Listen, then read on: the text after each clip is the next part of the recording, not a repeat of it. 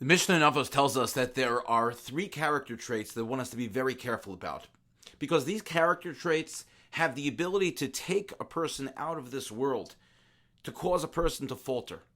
Hakina, vehataiva, vehakavod. Kina is jealousy. Taiva is desire. Kavod is honor. What we would say is that someone who runs after honor is someone who is balgaiva, someone who is haughty.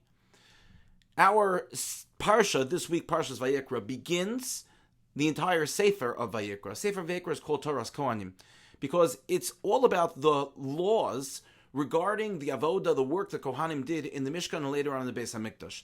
The Kohanim were the ones who offered the korbanos, the sacrifices of the Jewish people to Hashem. They were the mechanism by which a person offered a korban coming from the word karov, the root of the word karov, to become close. So the way a person would become close to Hashem was to offer a korban through the Kohen in the Mishkan and later on in the Beis HaMikdash.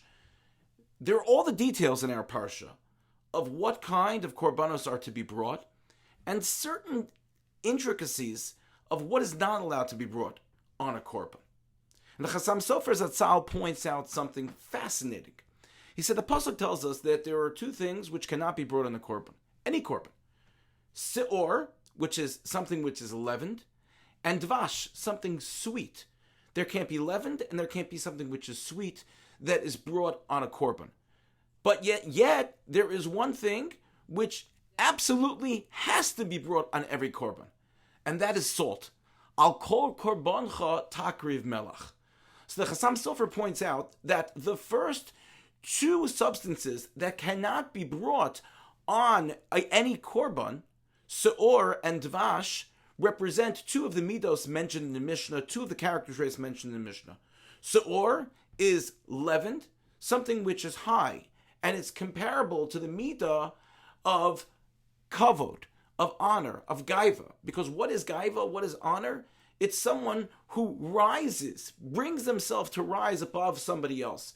So a dough which rises is like that person who brings themselves above others, and therefore seor, anything leavened, cannot be brought in order to become closer to Hashem. The second is dvash. Dvash is some form of something sweet, a honey, which would, if brought on the Mizbeach, would nullify everything. And the reason is that it represents taiva, it represents desire. Desire is something which we want dvash. We want something sweet, and yet we don't realize that sweetness only lasts for a moment. And so Chassam Sofer says that's also prohibited on the Mizbeach, because when you become close to Hashem, it needs to be authentic, for real, lasting, not temporary, not just for the moment. Yet, the third, which was melach, salt, is actually connected to kina. How so? Rashi alludes to the Medrash that explains that there was a machlokes, there was a kina, there was jealousy that took place in the 6 days of creation, when Hashem separated the lower waters and the higher waters. The pasuk tells us that when Hashem separated the lower waters and the higher waters, the Medrash tells us that there was this kina, this jealousy of the lower waters. The lower waters were very upset with the fact that the higher waters got to be closer to Hashem, and the lower waters remained on this earth to become the oceans and the seas. So Hashem said, lower waters, don't be jealous. I will make sure that you will also find a way that is close to me. And the way in which you are going to become close to me is that salt, which is brought from the ocean, will be required on every single korban. So the question, of course, is, why is it that two of these midos are seen as negative, but the midah of kina seems to have something positive that can be used for the positive? And so the Chassam Sofer says the first two midos, when it comes to taiva and kavod, desire and honor, absolutely nothing, not even a little bit. But kina can be used, jealousy can be used in a positive way. If I'm jealous of someone else's maasim tovim, someone else's good deeds, jealousy then serves as an incentive for me to do even better.